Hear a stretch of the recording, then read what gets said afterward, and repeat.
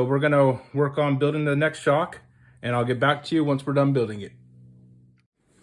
Now I'm starting to work on the fronts while our rears are bleeding the air out of the oil.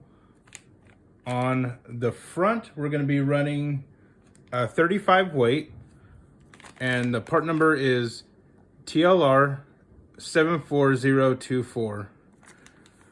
So we're gonna run this 35 shock oil, and the only other difference that we're going to use is the blue valves, as you can see here.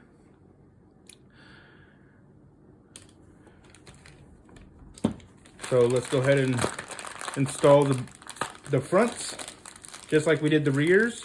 And when removing the front shocks off of the front, it's going to be exactly the same way that you did the rear. That's why I didn't show you.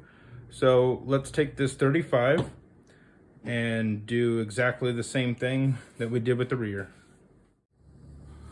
Another thing that Matt suggests that you do is run a little bit of blue Loctite, not only on your pistons, but also on the bottom thread. So we're going to run a small amount of blue Loctite. And that will keep this from unthreading underneath the boot. Not too much, just a little bit, just something to grab onto.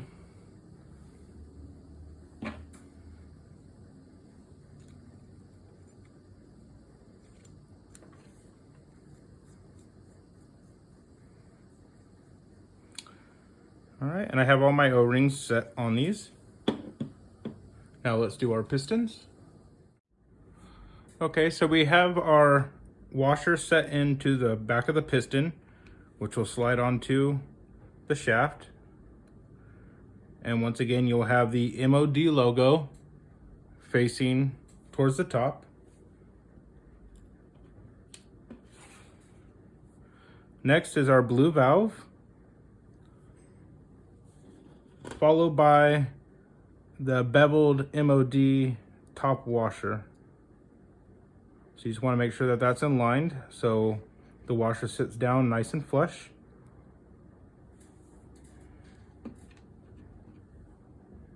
We will take a small amount of Loctite on our X-Acto blade again.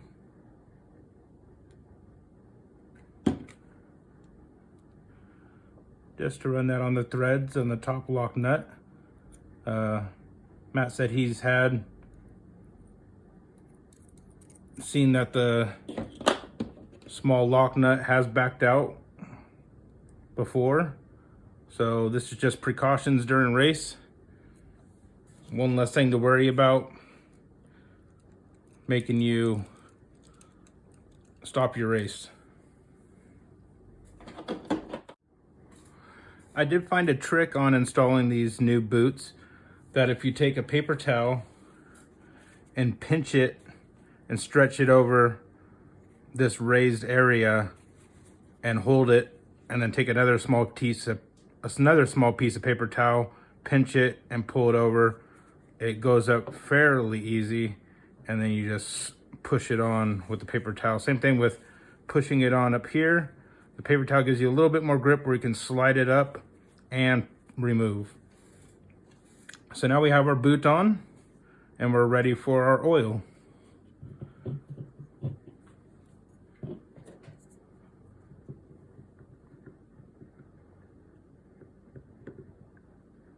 Same thing, I'm gonna fill this up about a quarter way. And then I'm going to slowly push down, which will lift up the piston. And your reason why you're doing this slowly is to let the oil go through those small holes in the piston. Once you do that, you're going to slowly pull it back up, which will release larger air bubbles than you would to do it fast. If you do it fast, it's going to be small little air bubbles, and it's going to take a long time for those air bubbles to raise to the top. So I'm pulling down hard as I can, and I'm going to do this once again about 4 times.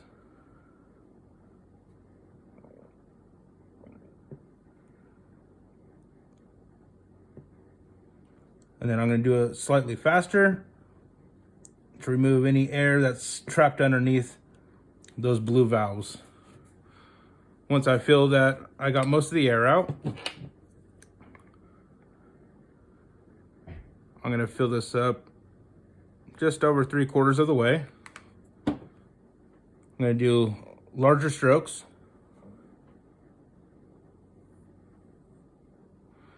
And let the air rise to the top while it sits in our pit pal.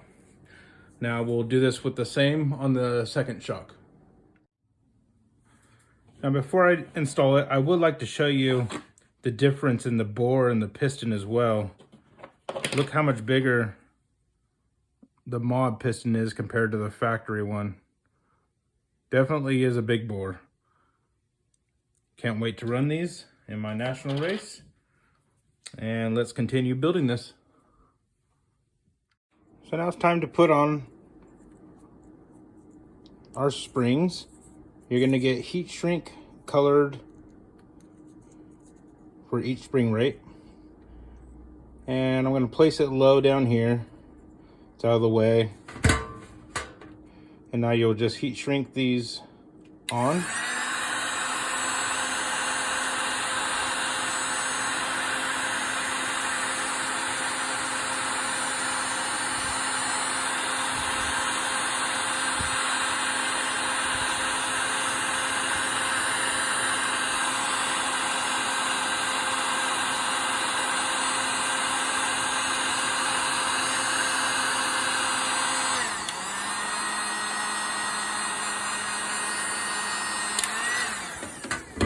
Okay, so now our heat shrink is on, nice and tight, and let's get back to installing.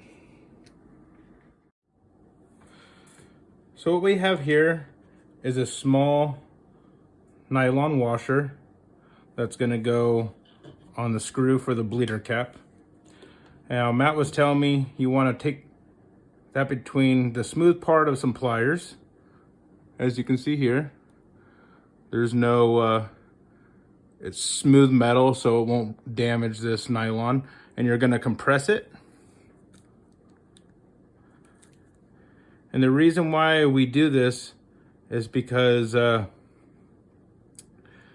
if you don't compress it, it will walk out of one side of the screw. So now that it's smashed nice and flat, we're going to place this on our screw.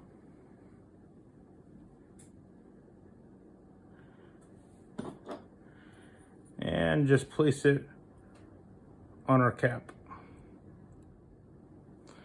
Okay. Here you can see, it's just barely sitting on there. That way the air can escape out. And let me give you a better angle to see how we're going to do this. We're going to screw the cap on. It is full to the top of fluid.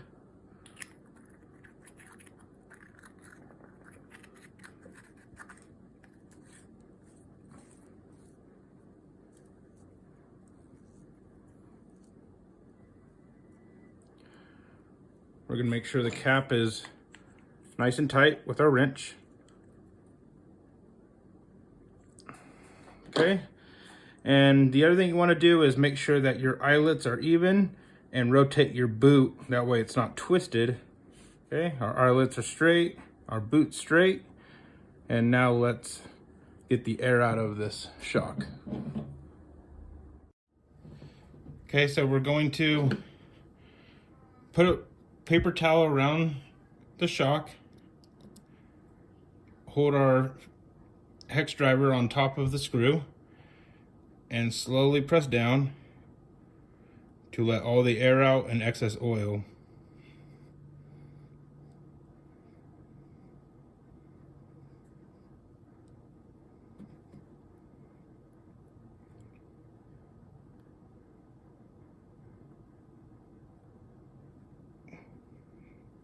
Once it's bottomed out, keep pressure down and tighten your bolt all the way down.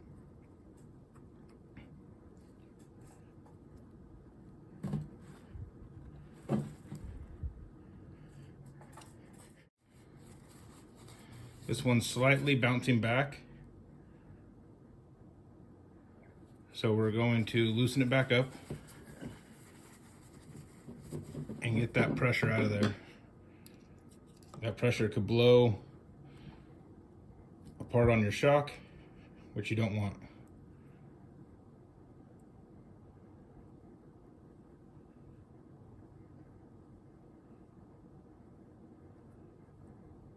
All right, you can see the air came out and the extra oil.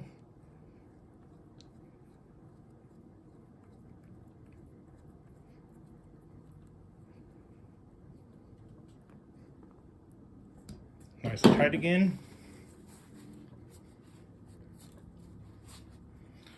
And now our shock is done correctly. That gave us enough time to let the spring cool down. You're gonna pull your collar up all the way, which will make it a lot easier for you to compress your spring.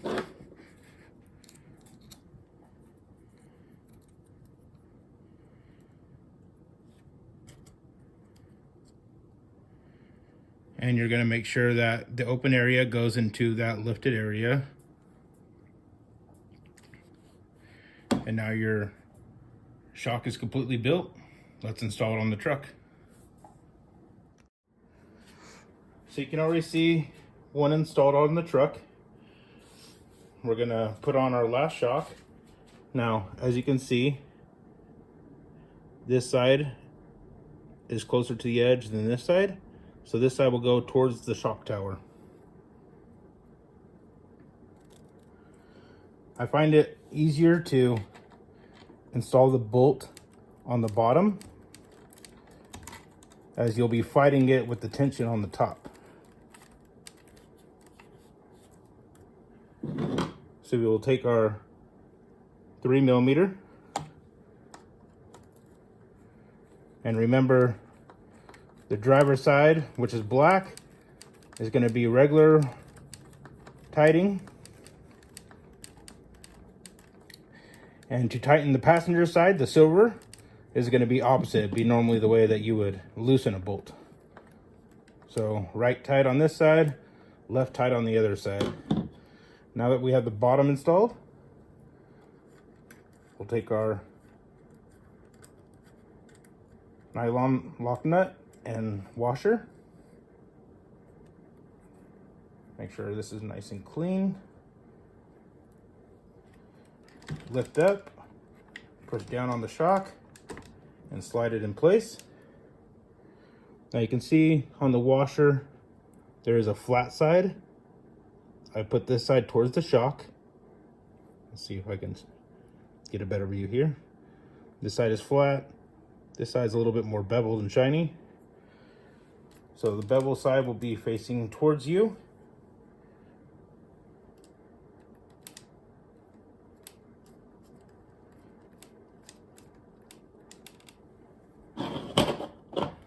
Now we place on our nylon lock nut.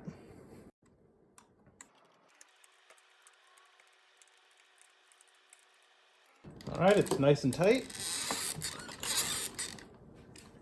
Now you want your dog bones, which is right here, to be flat.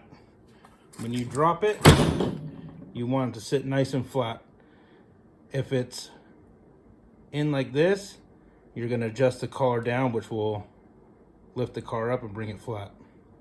Now, if it's sitting like this, you're gonna lower this towards the top, which will bring it down nice and flat. So now we have our shocks installed. They look amazing on the car. Really happy with the way they turned out. Matt Olson did an excellent job designing these shocks.